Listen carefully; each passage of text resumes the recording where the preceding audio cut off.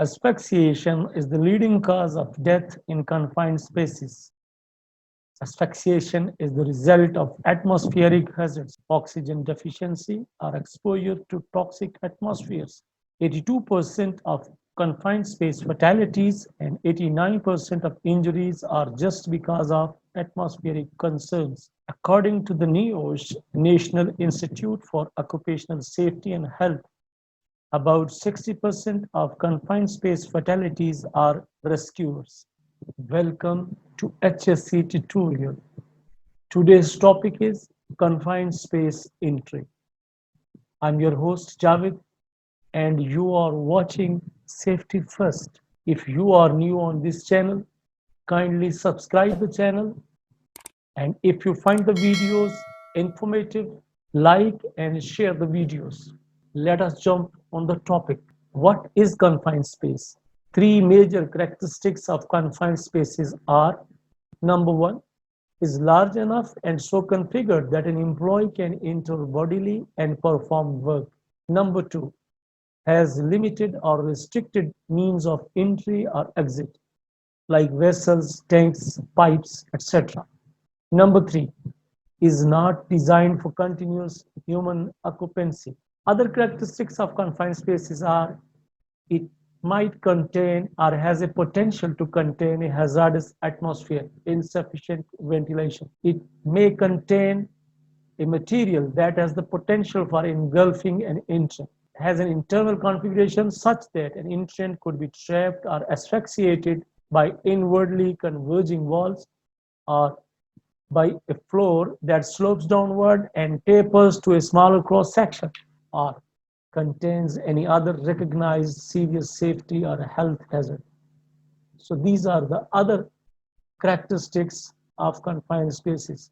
If any of the above conditions are there in a space, that shall be considered as a confined space. Let us see the examples of confined spaces on the construction site: tanks, silos, storage bins, hoopers, pits, ducts, pipelines, pumping or lifting stations, barges, steam condensers, equipment housings, manholes, trenches, tunnels, sewers, shafts, process vessels, boilers, septic tanks, floating roof spaces, and excavation deeper than 1.2 meters. These are the examples of confined spaces. So there is a variety of confined spaces on every construction site. What might be the possible hazards in the confined spaces?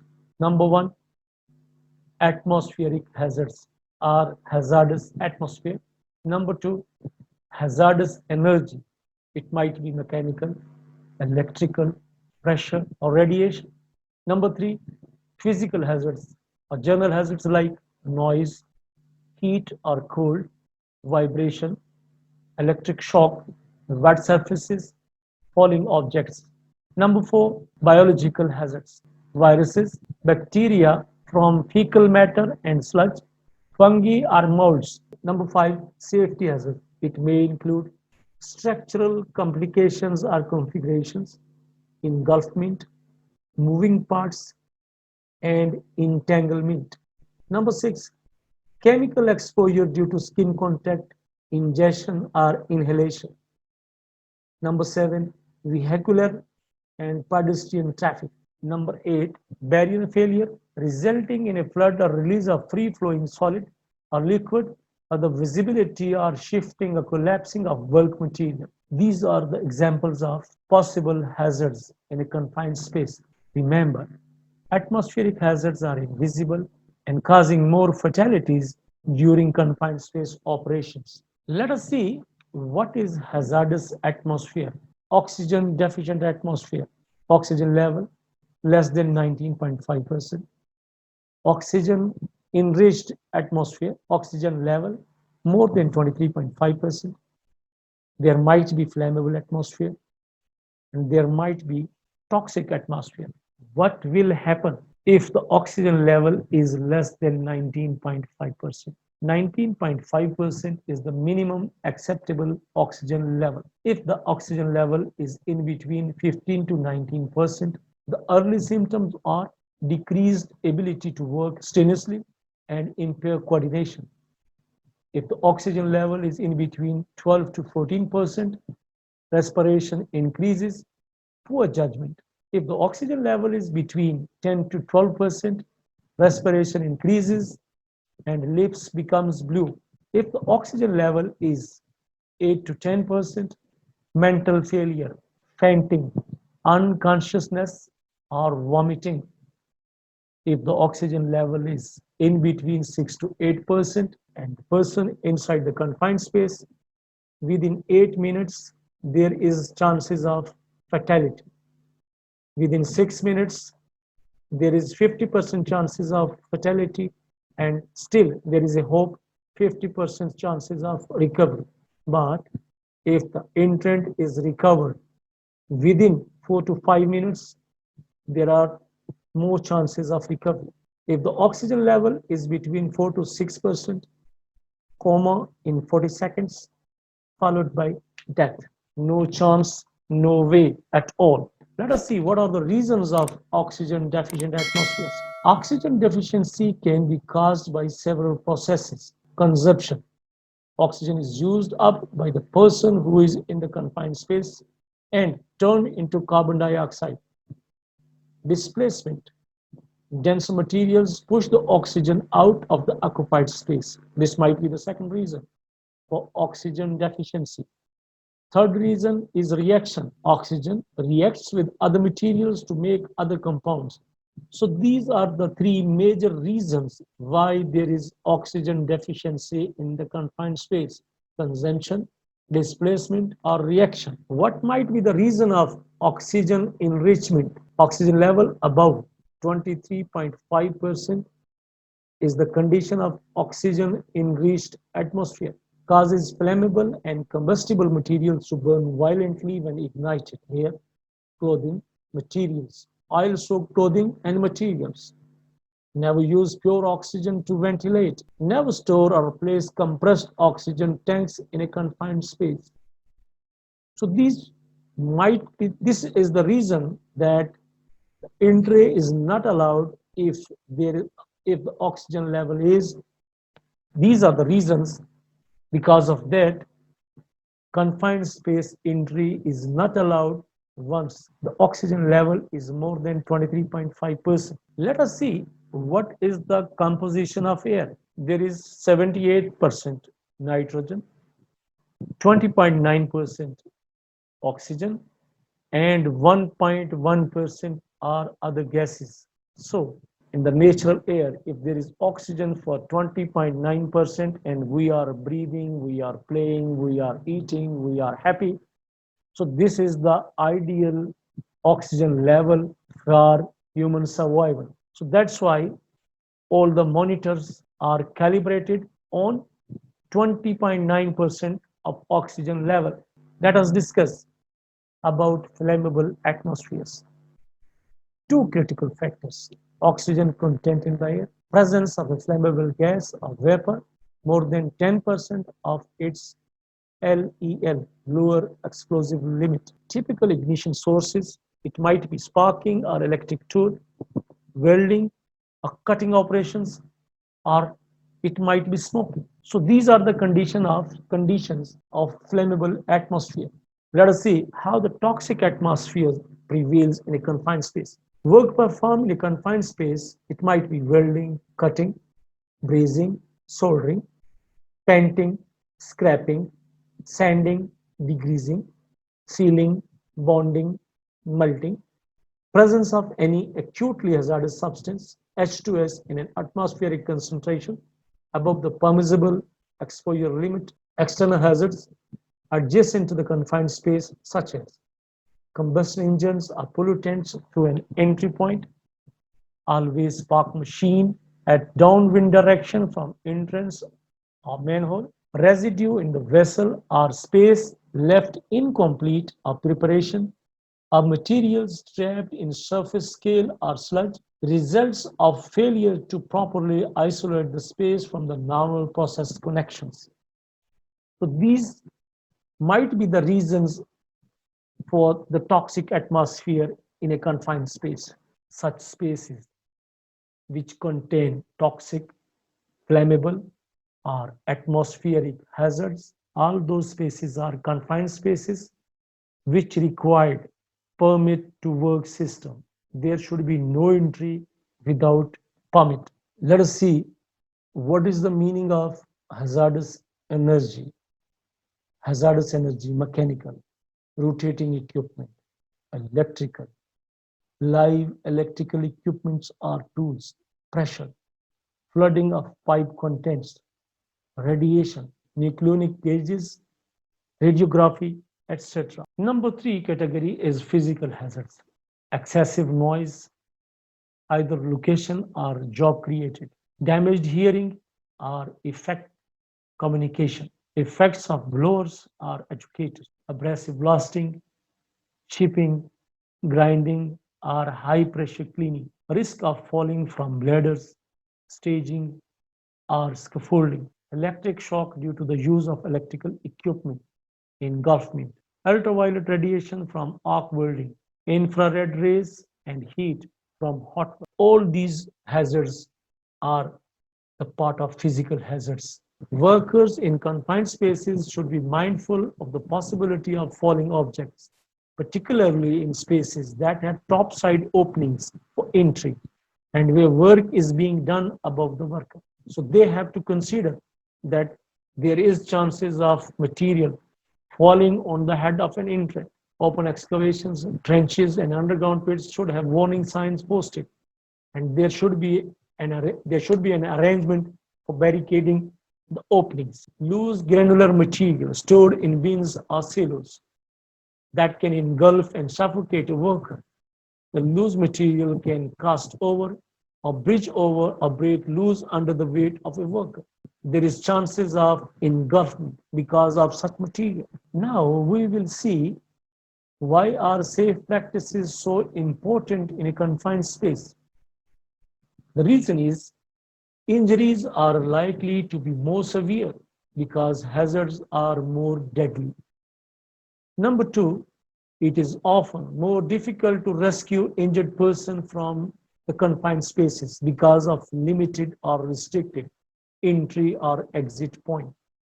So these are the two reasons why everybody is highly concerned about the confined spaces in the construction site. Let us look how we can protect workers from such deadly hazards. Purging and ventilation. Natural and man-made processes create atmospheric hazards in confined spaces, which includes rusting, painting, fumigating, welding, cleaning with solvents, and because of inert gases. When purging is required, tanks before entry displaces the air, may be done with steam, air, water, or inert gas. Ventilation is used to enter the space. Continue to circulate fresh air. Must be done with fresh air or breathing quality. What is the safe working environment? Natural draft. All access points must be open to ensure the maximum flow of air through the confined space. Forced ventilation. Fresh certified quality air may be introduced through a hose with its outlet inside the confined space. Air must be sourced from a safe area with regards for the possibility of recirculation. Mechanical ventilation. The major systems are used: electrical or powered fan or compressed air vent educator. So these are the requirements and these are the ways how the safe working environment can be developed in the confined spaces. What are the other requirements?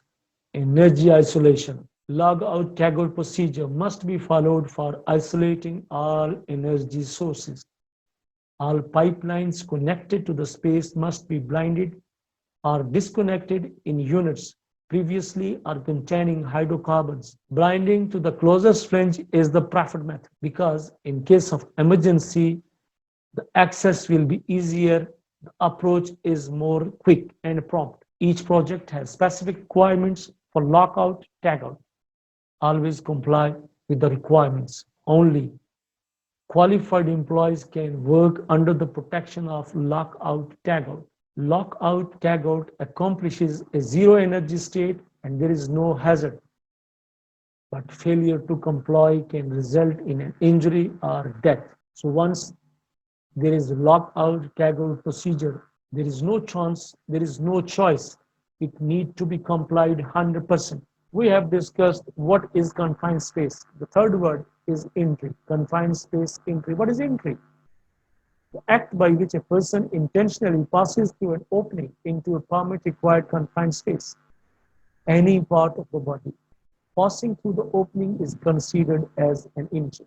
This entry is not allowed without permit to work system. The safety practitioners are being asked during their job interviews what is IDLH. IDLH stands for immediately dangerous to life or health. Any condition which poses an immediate threat to the health or life of an infant or would cause irreversible adverse health effects or would interfere with an individual's ability to escape unaided from a permitted space. All three conditions are considered as IDLH, immediately dangerous to life or health. Now, we have discussed the dangers, we discussed about the hazards, and we discussed why the hazards are caused in the confined spaces.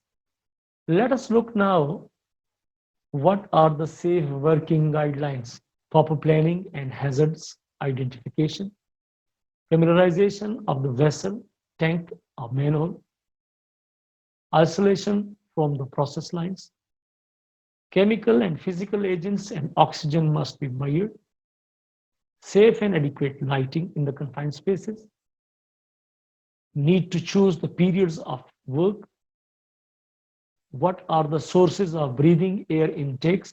A qualified person must be kept as an attendant or standby person, personal, physical, and mental fitness, preparedness for emergency arrangements.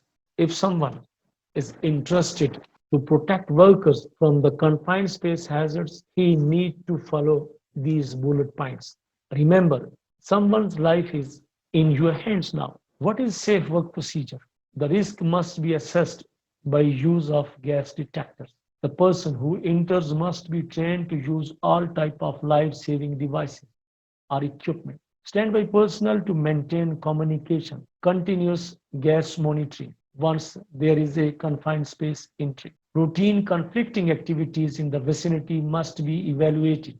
During the gas monitoring or gas testing, have a look what are the safe limits or permissible limits of carbon monoxide. If the carbon monoxide level is more than 200 ppm, there is slight headache or discomfort. If this is 400 ppm, headache and discomfort within 2 to 3 hours.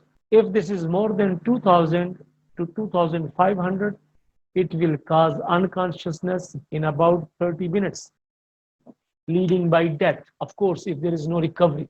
What is the level of hydrogen sulfide? H2S 10 ppm. TLV for prolonged exposure. TLV means threshold limit value. If I will simplify this, it means if a worker can work for 8 hours in this condition, if there is hydrogen sulfide H2S level is 10 ppm or less than 10 ppm, a worker can work for a shift for 8 hours. If the H2S level is 70 to 150 ppm, slight symptoms after several hours. If the level is between 170 to 300 ppm, maximum concentration for 1 hour without serious effect. If the level is 400 to 700 ppm, dangerous after exposure of 1 or 1.5 hours. And if the level of H2S is more than 700 ppm, fatal. And there is death within 30 minutes. Imagine whether there is hydrogen sulfide or there is carbon monoxide or there is methane or there is oxygen deficiency, or there is oxygen enrichment. All these gases, it need to be measured. It need to be monitored throughout the operation of confined spaces. Before entering in a confined space, what are the major considerations or the verifications required by an entrant, entry supervisor, or a safety practitioner? They need to ensure that the space is properly isolated, clean and adequately ventilated, the attendant is present, air monitoring is done, all required permits are completed, emergency rescue has been notified, PPE, tools, communication equipment, and rescue equipment, which is required for the operation, is readily available and present at site. Once all the arrangements are completed, then the confined space entry permit is required. Permit must be correctly and completely filled. Permit must be activated by entry supervisor. No entry is allowed without a valid permit. Permit is valid only for one shift or maximum 12 hours. Permit shall not be considered as valid if it is not being signed by all the parties, like entrance, attendant, entry supervisor, HSC officer, or HSC practitioner. And lastly, if the permit, if there is the space for consultant staff, it need to be signed by the consultant as well. It will be a document only once it is signed by all the concerned parties. Those are highlighted or mentioned on permit to work form. Atmospheric testing shall be performed prior to every entry when the space is vacant. After a 10 minutes ventilation period, if ventilation is necessary, at least hourly for permit required confined spaces, more frequently if conditions or suspicions warrant. Always test the air at various levels to be sure that the entire space is safe. Good air near the opening doesn't mean there is good air at the bottom, because some gases are lighter than air. Some gases are heavier than air. For example, H2S is heavier than air, and mostly it is accumulated at the bottom of the confined spaces, maybe bottom of the tank, a manhole, or a pit, whatever. We have mentioned that the permit must be signed by the attendant, by the entrant, by the entry supervisor. So let us see what are the roles and responsibilities of these persons: entrant, entry supervisor, attendant, permit issuer, authorized gas tester, and rescue team. We'll see one by one the roles and responsibilities of each team that is involved in the confined space operation at site. You are watching Safety First. If you are new on this channel, kindly subscribe the channel. And if you find the video informative, helpful, like, share, and comment. Let us see what are the responsibility of an entrant. Entrant is the person who enters a confined space for work or inspection. Entrant must assure that the space has been adequately ventilated, isolated, and tied, or otherwise made safe for entry. He must be familiar with the work to be performed and the procedure that apply to the job. Entrant must follow all the safety rules and procedures. Entrant has to attend the START meeting for understanding the permit conditions. What is START? START stands for Safety Task Analysis Risk Reduction Talk. Entrant must attend START meeting because he must understand the activity and the permit conditions. Choose the personal protective equipment and the other safety equipment which is provided for the operation. It is the responsibility of an entrant that he will alert the attendant if there are changes in the entry conditions. He will exit the confined space if there is a plant alarm, the whole watch orders, if the gas detector gives an alarm warning, if any condition not stated in the permit is detected, he will immediately exit the confined space without any questioning. What are the roles and responsibilities of entry supervisor? Entry supervisor is the person accepting the conditions or requirements specified in the confined space entry permit. It authorizes entrants to work inside the confined space. Entry supervisor cannot be the same person who is the permit issuer. The entry supervisor must be trained successfully in both permit to work system and confined space entry procedures. Entry supervisor must ensure verifying the permit conditions, accepting the permit conditions, conduct start meeting with all entrants and attendants, documenting the problems, issues faced during the entry operation, securing the entry points after completion of job and hand over entry permit for closeout. Entry supervisor must remain at the job location at all times during the confined space operation. Entry supervisor must assure that adequate protection is provided to all the entrants by verifying lockout, tagout procedure and that all other hazards are securely isolated. And the supervisor has to support the attendant's authority in controlling access to the confined space. And the supervisor must verify that all personnel have exited prior to closing the space. And the supervisor has to assure that rescue services are available prior to entry. As I mentioned, that entry supervisor will conduct start meeting. What he will discuss in the start meeting? He will discuss about the contents of activity hazard analysis or job safety analysis. He will discuss the safe work procedures and methods. He will discuss about the rescue plans and emergency arrangements. What are the responsibilities of attendant or whole watch or the standby person? Attendant is the person stationed outside the entry point of a confined space. Attendant communicates with entrants and tracks the entry and exit of entrants from the confined space. Anyone that meets the minimum requirements can assume the role of attendant, but he must be trained, experienced, and authorized. Attendant has to control access to confined spaces. He must know the emergency procedure. He must be capable and trained in the use of emergency equipment. Attendant must be able to communicate with authorities and management. If there is a deadly situation arise, he need to convey all the message to the management and authorities without any further delay. Attendant has to assess the hazards in and around the space and take actions. Orders entrants to evacuate when detecting a prohibited condition. There is failure of ventilation. There is a change from the initial conditions. Detecting a situation outside the space that may endanger the authorized entrance, that might be storm or rain. Communication interrupted or difficult to maintain. Attendant has to summon emergency assistance as needed. Attendant has to keep records of confined space work, such as air test results, personnel, entry, exit, etc.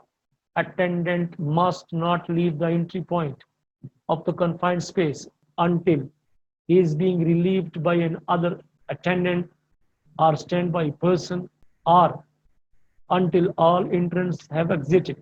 Attendant must not enter the confined space for any reason.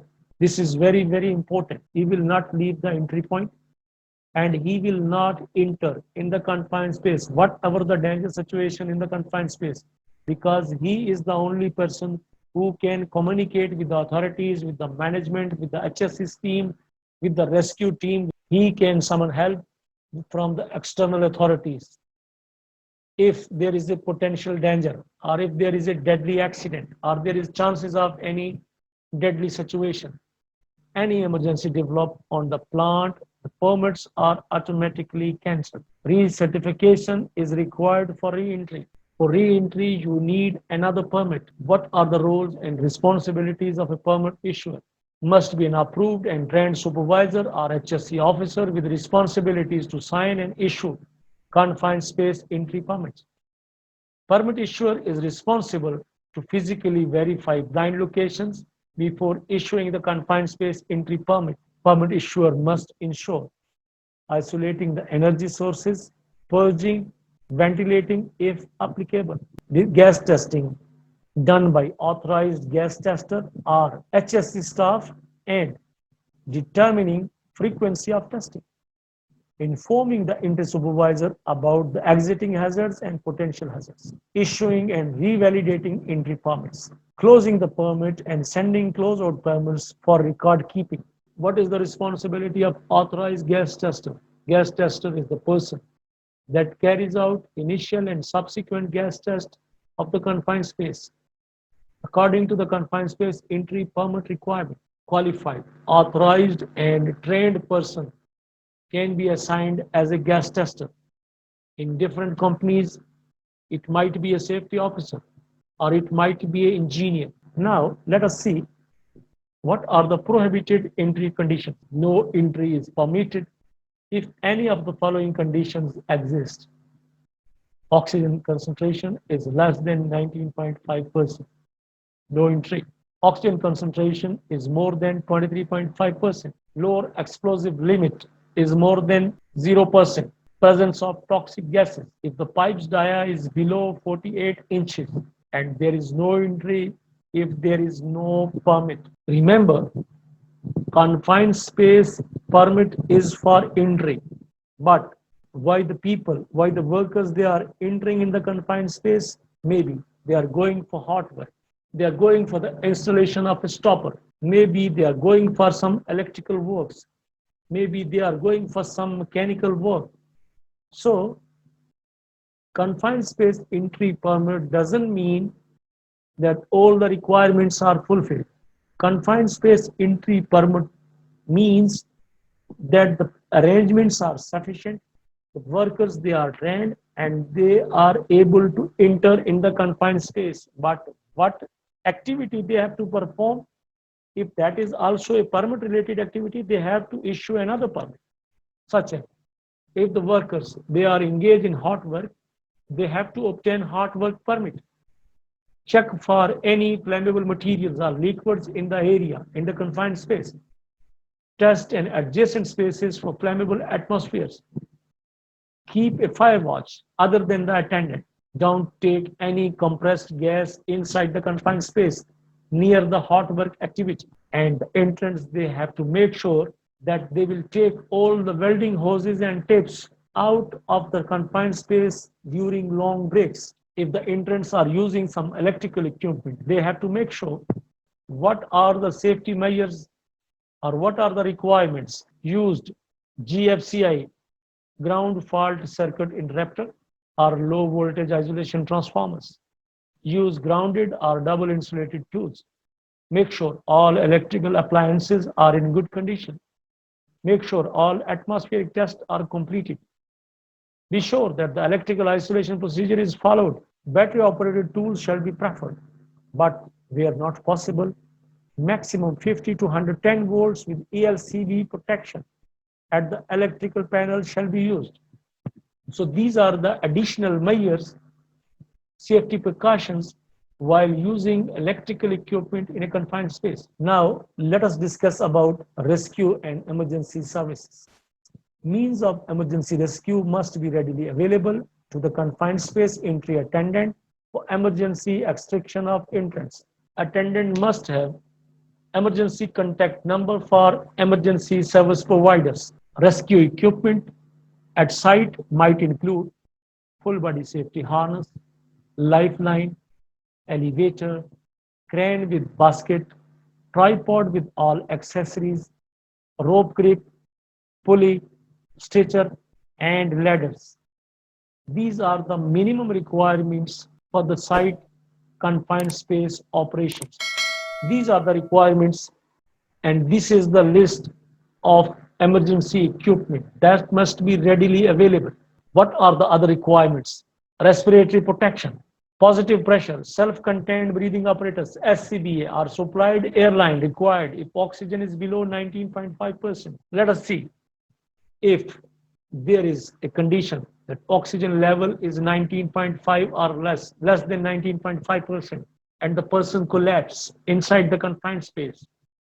How the rescue team will enter in the confined space? By using respiratory protection. SCBA are supplied air If supplied air line is used, person trained in operating the controls of the cascade air system must be present at the site near the cylinders and be in continuous contact with the whole watch and must not leave the place when entrants are using the breathing air or there is emergency operation in place. Let us make a short overview.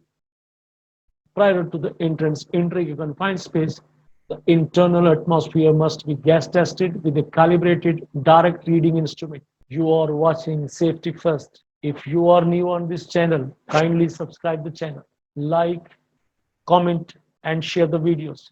When the job is done, remove all personal tools and debris from the space. Sign up the entry log, entry permit, close the confined space, close out the permit. When work is completed, permit should be returned to the safety department and cancelled or closed permits must be kept in record for at least 1 year. Dear friends, colleagues, and HSC practitioners, this message is only for you. Safety applies with equal force to the individual, to his family, to the employer, to the state, the nation, and the international affairs. Safety in its widest sense concerns the happiness, satisfaction, contentment, and freedom of mankind.